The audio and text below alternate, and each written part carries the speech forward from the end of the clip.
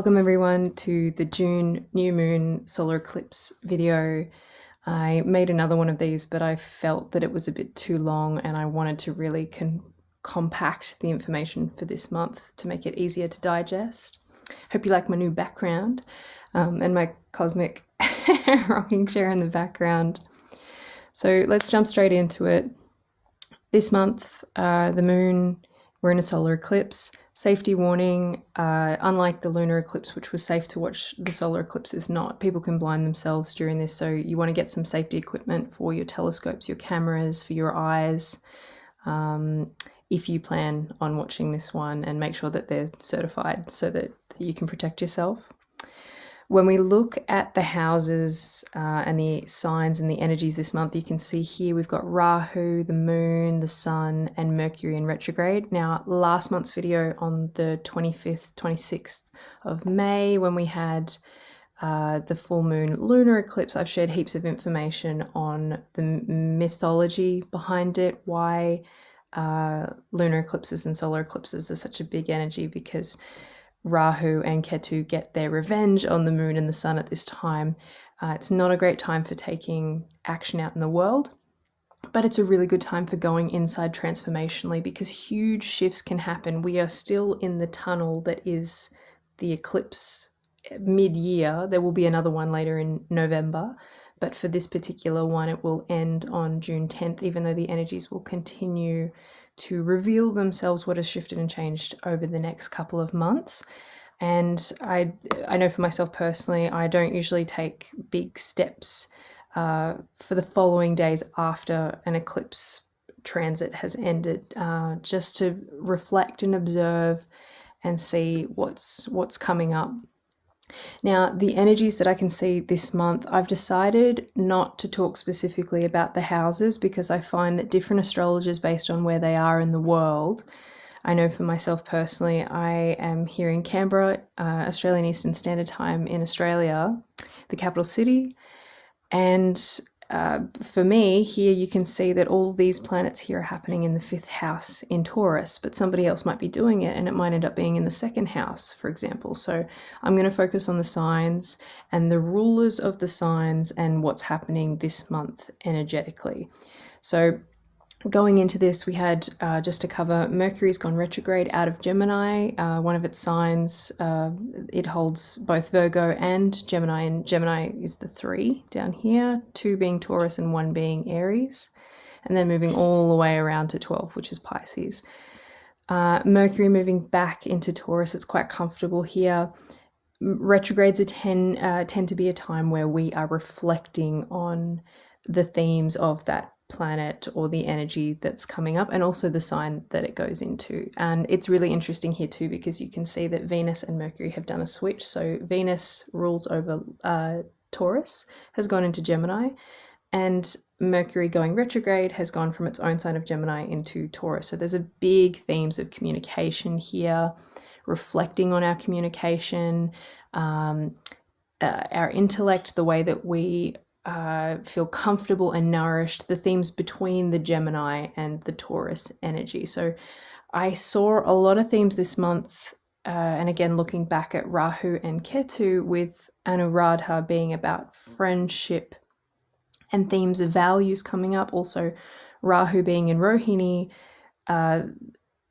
comfort and fulfillment of desires, manifestations and creations, and this despite the eclipse energy that's going on, because there's a lot of illusion. We're in the mist at the moment, the mystical energy, and the moon, normally we would be talking about this is a time of setting new intentions, and I will talk about the star that the moon is in this month for this solar eclipse. But yeah, it's not a time to go outside, start new intentions and doing things out in the world. For some people that might work, but I tend to find that these bigger energies, just sitting and reflecting and going inside, take it with a grain of salt and go, okay, how does that feel for me? Because each individual person will have different themes coming up for them. With Rahu and Ketu, it's this dance between, and again with Rahu being in Taurus, what feels comfortable and nourishing for us, and Are we overindulging? What is truly valuable? And, when you think about Rahu, the obsession, the insatiable desire for things that we crave and want to experience in the matter world. And then Ketu, which pulls us back to the spiritual side and, going deeper and transforming on the inner plane. And again, being in Scorpio, where they're both exalted, Scorpio being Ketu's exaltation sign and Rahu being in Taurus, its exaltation sign. They're always, the planets will be moving like this. When they go retrograde, they look like they're going backwards. And Rahu and Ketu always look like they're in retrograde motion because they're moving the opposite way. So I just wanted to share too that I wrote down here that late September 2020 is when Rahu and Ketu, the North and the South Node, entered their exaltation signs. And it won't be until late April 2022 when they leave and Rahu moves into Aries here, and Ketu will move into Libra here. They might not be in those houses, but you get the idea.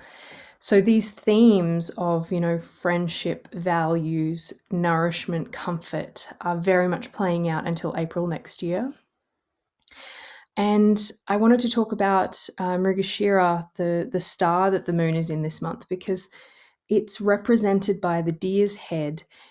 The story behind it is a little bit discomforting when you think about it. It's Brahma, Lord Brahma, the creator, that he had a daughter, but he ended up falling for attraction for her. So when you think about, creativity and beauty, especially with this sign of Taurus, because Mrigashira can both be in Gemini and it can be in Taurus, it's desire, the wanting to fulfill desires. And here it was an unhealthy, desire that he was chasing. And you think of deers having this very, vata kind of energy where they are running very fast and too much wind and air energy that's there. There's almost a sense of anxiety and the search and the hunt because it's the searching star. What are we searching for at this time is the energy around this. And is it truly aligned with our values? Is it what we really want? So if you're chasing, I don't know, this is a conversation that comes up quite commonly in our circles was, let's say, for example, you're chasing the Rolls Royce. What's the real reason that you want it? Do you feel successful and powerful? What is true power? What makes you feel truly successful? And just sitting with those themes. It doesn't mean that you can't have those things. It just means, is it aligned with your heart's truest desire? You might think that you want money, but what you really want is peace and stability. And that's what's coming up for these energies this month, being aware of the illusions. I feel too that, and I can't remember if I mentioned this earlier, was that, the energies of friendship, our values really come up at this time, around the stars that these planets are in at this time and the energies that are playing out, that who do we want to be communicating with? That's the Gemini energy. And because Venus rules Taurus, there's a lot of this energy going on. So we can see Venus playing a part. We can see Mars playing a part because it rules Mrigashira, the star that the moon is in this month. And Mars is in Cancer at this time. It's about happiness, home, can be about the mother. And again, this will be different for everyone, but, emotions can be high. That fire energy in the deep waters, the waters of Cancer, the emotion ruled by the moon.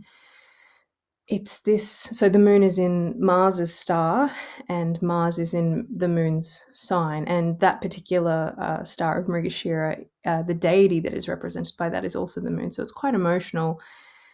And we're looking at these energies of the shifting and the changing, emotions that are coming up, communication, values.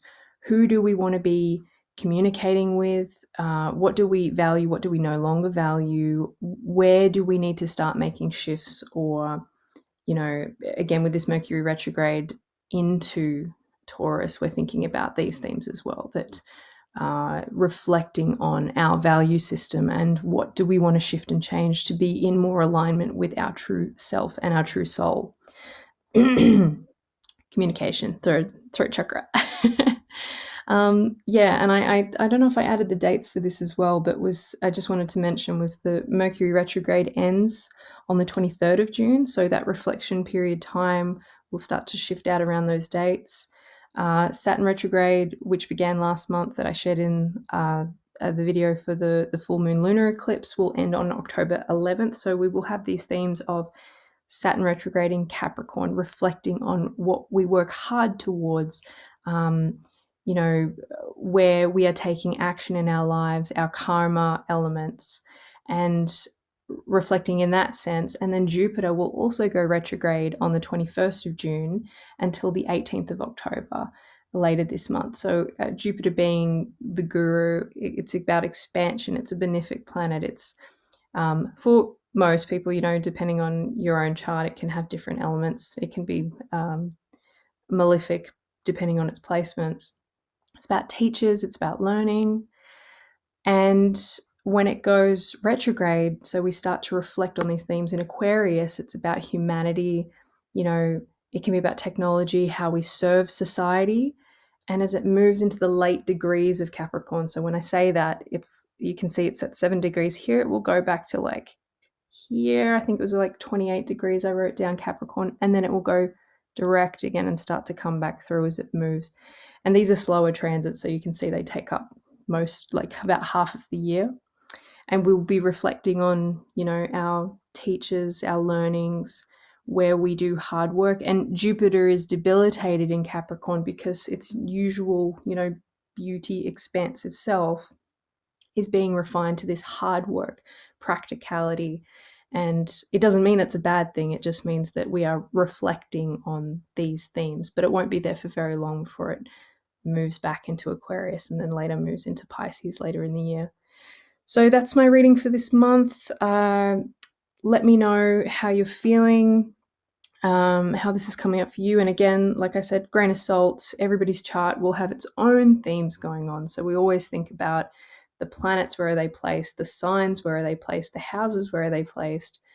And this is the energy that's going on globally in the sky for all of us. But then we have our own individual charts with things that we are each going through at any one given time. So I just want to express my gratitude for those that have subscribed and enjoy listening to my videos because I love making them. I'm excited to see what's going to transpire after this because it's been really transformational for myself. I know having strong Mars themes in my own individual chart coming up. So if you're interested in how this plays out in your own life, send me a message about a chart reading and we can look at that. And if you like this, you can share it. You're welcome to subscribe or not. And you can also hit the bell notification if you'd like to see more videos in future coming up. I'm looking at putting some more videos out outside of the moon readings in future. Anyways, that's it from me. Have a great month. And I'll post up the next video for the June full moon later in the month. I was going to say solar eclipse again, on the 25th, where we've got the moon sitting in Sagittarius in Mula. And I'll tell you all about that then. Have a great month. Bye.